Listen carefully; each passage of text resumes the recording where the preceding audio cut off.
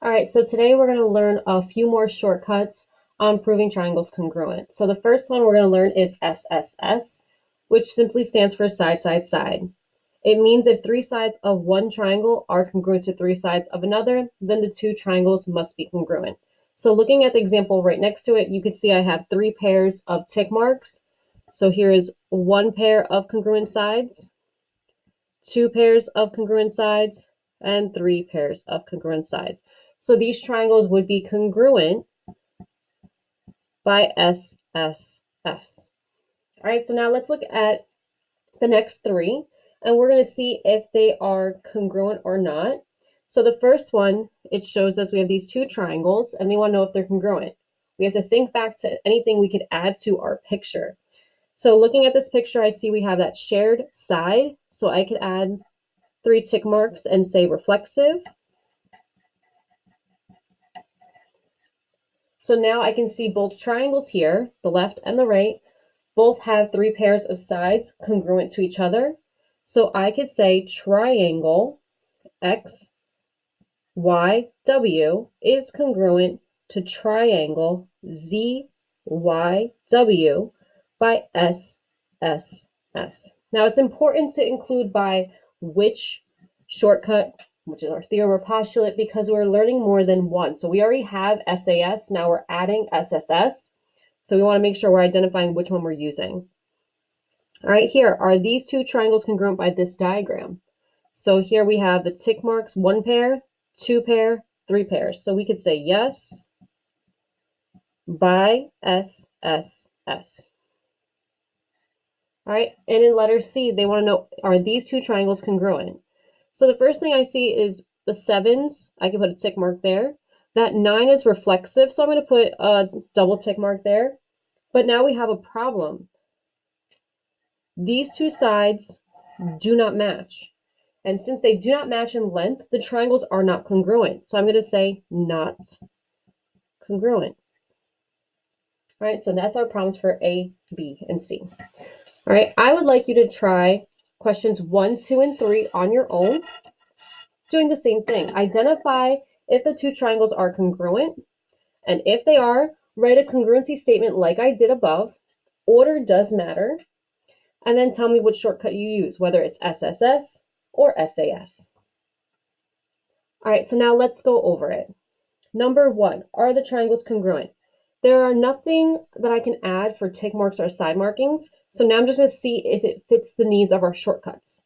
So here I have a side, an angle, and a side, and here I have a side, an angle, and a side. These two triangles are congruent by SAS. So to write a congruency statement, I can say triangle DFE. I started with D because it had the one curve marking. You could have started from any letter. Is congruent to, and now this is where order matters. Triangle, we're going to start with C, then go to B, and then A. All right, number 2, are the triangles congruent? So first we think if we could add any markings. And I can see that I could add tick marks in the middle again by our reflexive property. And now I can tell you that the two triangles are congruent by SSS. So now in this triangle, there are no curve markings. So now how I start to make this name for the triangle is I start where there's the one tick mark. So I would go with A, D, B, and then do the same again here. So then I would go to, so since I went to A, to D, to B, in that direction, I'm going to do the same thing again. So I'm going to go C, D, B by SSS. All right, and then the last one. Again, we have that shared sides, 1, 2, 3, by reflexive. So here we have the two triangles congruent. So here I have ACB is congruent to triangle ACD by SSS. All right, so again, just make sure you can add the markings wherever you can with valid reason.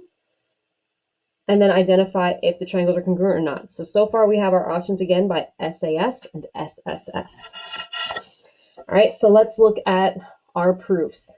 Biggest thing that we're seeing so far is our given information is what we need to mark off. So here we have AB is congruent to CD. And then I have BC is congruent to AD. I'm just making these darker and I'm adding different colors for every step of the way that I'm going. All right, so now looking at my picture, I marked off all my given. Can I add anything to my picture? If so, you mark it and you write your justification. So I can see I have my shared side. So that is reflexive. All right, so now going through that process, I'm going to use the same colors again. That first given, AB, is congruent to CD. That's given. I like to keep my givens separate on each line, so I don't keep them together. So now number 2, BC is congruent to AD, and that was given. Then we come in and we added the reflexive. So we're talking about the shared side.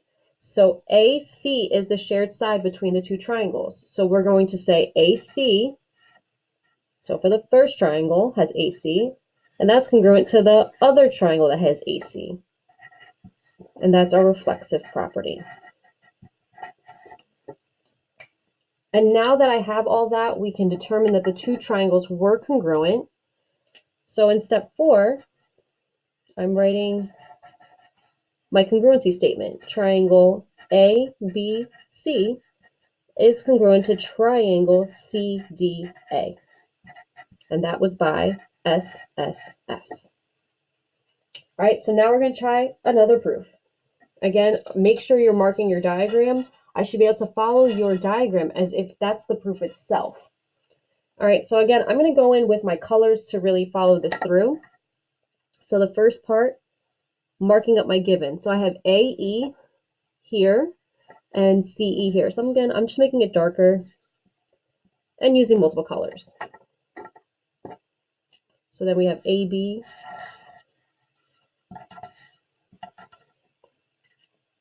and CD. Now the next one, it says E is the midpoint of BD. We need to know that midpoint of BD gives us information. Midpoint breaks my line into 2 equal parts. So here it's breaking BD into 2 equal parts. So that would be 1, 2, 3, 1, 2, 3. And I'm going to write my reason here. That is definition of midpoint. Now looking at my diagram, can I prove my two triangles are congruent? And the answer is yes, I can prove it by SSS. So here again, writing my first given, AE, congruent to CE, and that is given. Then number 2, AB is congruent to CD, and that is given.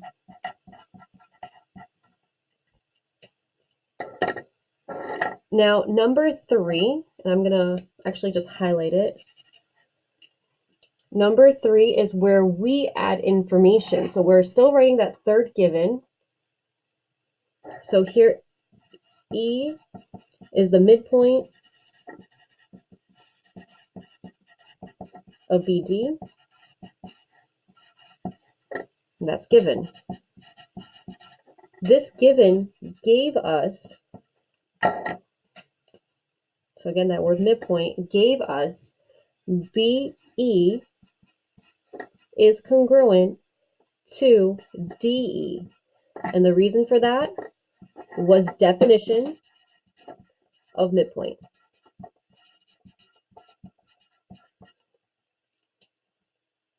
And then we can say that the two triangles up here, triangle EAB is congruent to triangle ECD, and that is by SSS. All right, moving on, we're going to look now at another shortcut. So here we have, and sorry for my typo, we have checking to see if side-side angle works, which is SSA and ASS. All right, so here we're looking at these two triangles. So I'm going to mark off some stuff. I recommend you to draw this example in your notes. So here we have, let me change my color. We have one side, two sides, and we have an angle in common. This is how we're spelling out ASS.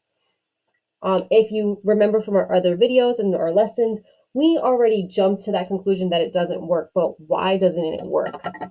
So if you can see the two triangles, the way I drew them clearly shows that they are not matching. But the reason why is what I'm going to highlight in the corner. So I like to kind of refer to this as my door hinge. So imagine if this is a door and we want to close it a certain amount. So this door can only close so much because of this angle. We wanted to leave it open just, a certain amount, but we don't know what that amount is. Same thing here. We closed that door, we closed it even further, but we don't know how much we closed it in, and there's no way for us to tell. So because we do not know the angle in question here, we end up with two different triangles. And even though they do spell out ASS, the triangles are not congruent.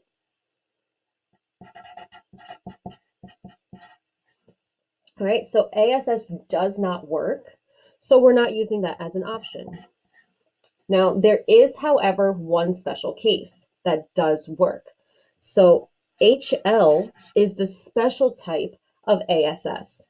So I'm actually going to write that it's a special.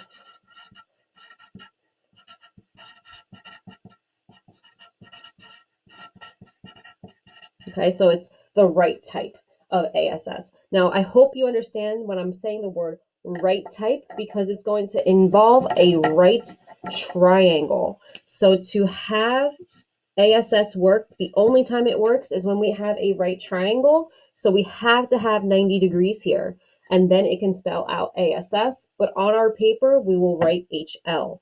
All right, so this one's a tricky one where we're just paying attention to what's written.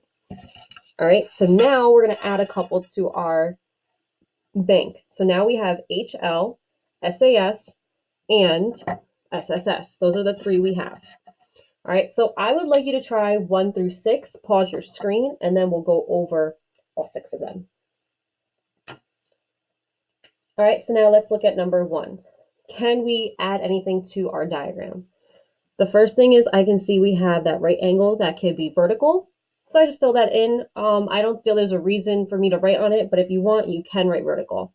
So now, spelling out my letters, I see an A, an S, and an S. Is it the right type? Again, what I mean by right, does it have a right angle? In this case, it does, so the triangles are congruent by HL. So that one's a yes. Number 2, here we have our reflexive side. So now we look to see what it spells out. So we have ASS. Is it the right type in both triangles? The answer is yes. So again, this is HL. Number 3, I cannot add anything. I see AAA. AAA does not work. So these are not congruent. So those triangles fail. In number 4, I can mark off in the middle by reflexive for that shared side. Then we check again to see which shortcut, if it works. So here I have ASS. Is it the right type? Again, right, indicating do we have a right angle? In these two triangles we do, so it passes for HL, making the two triangles congruent. All right, number 5. Here we have that vertical angle, so I could fill in that right angle there. Checking again to see what spells out. So here we have ASS. Is it the right type? And it is. So here again is HL. All right, last one. Anything I can mark off. I can mark off my vertical angles. Are those two triangles congruent? Unfortunately, these two are not. There's no conclusion or not enough info.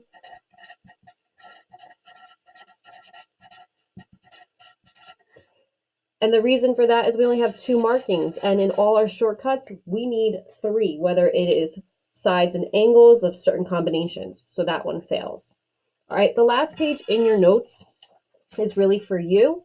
It is the 9 most common properties that we use in proofs. So make sure you pay attention to that. That is for you to look over, and then we're going to try more practice in class. Make sure you ask any questions when we're there.